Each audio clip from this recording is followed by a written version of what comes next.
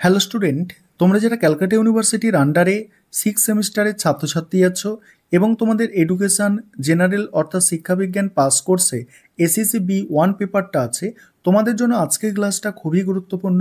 আজকের ক্লাসে তোমাদের 100% কমনযোগ্য লাস্ট মিনিট সাজেশন নিয়ে আলোচনা করব।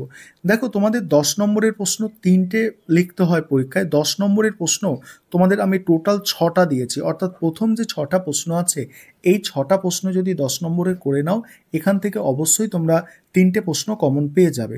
দেখো তাহলে, আর কোয়েশ্চেন প্যাটার্নটা একবার তোমাদের মনে করিয়ে দিই। 10 নম্বরের প্রশ্ন থাকছে তোমাদের 3টে, অর্থাৎ এখানে হচ্ছে তোমাদের 30, এবং তোমাদের 5 নম্বরের প্রশ্ন থাকছে 2টো, এখানে হচ্ছে 10। তাহলে কত হচ্ছে এটা?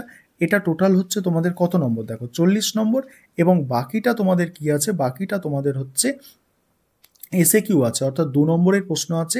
সেখানে 2 নম্বরের প্রশ্ন হচ্ছে 20টা 2 নম্বরের প্রশ্ন আছে। 20 গুণ 2 অর্থাৎ 40 নম্বরে কিন্তু ছোট প্রশ্ন, তাই 40 নম্বরের ছোট প্রশ্নের জন্য তোমরা বিগত বছরের যে প্রশ্নপত্র আছে সেখান থেকে এসে কিউগুলোকে সলভ করো। আমি তোমাদের 2023-এর এসে কিউ সলভ করে দিয়েছি, তোমরা চ্যানেলের প্লেলিস্টে গিয়ে একটু দেখে নাও।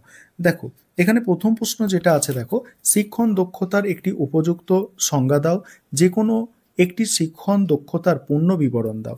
পরের প্রশ্ন হচ্ছে শিখন নকশার স্তরগুলি আলোচনা করো। শিখনের ক্ষেত্রে কেন এটি গুরুত্বপূর্ণ। পরের প্রশ্ন, উপযুক্ত চিত্তসহ অনুশিক্ষণ চক্রের প্রক্রিয়াটি বর্ণনা করো।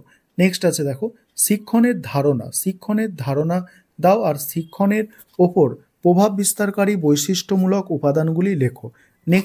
নেক্সট হচ্ছে, দেখো, শিক্ষণ চলাকালীন একজন শিক্ষককে তার শিক্ষার্থীর উৎসাহ প্রদান করা প্রয়োজন কেন? শিক্ষক কি কি উপায়ে শিক্ষার্থীদের উৎসাহ বর্ধন করবেন তা উদাহরণ সহ লেখো। পরের প্রশ্ন আছে, দেখো, আধুনিক সময়ে একজন শিক্ষক কেন এবং কিভাবে সংহতিমূলক শিক্ষণের ব্যবহার করবেন তা আলোচনা করো। নেক্সট হচ্ছে, দেখো, উপযুক্ত উদাহরণ সহ বা উপযুক্ত সংজ্ঞা, এটা দেখো, উপযুক্ত সংজ্ঞা সহ শিক্ষণের ধারণা দাও, আর শিক্ষণের প্রকৃতি সম্বন্ধে আলোচনা করো।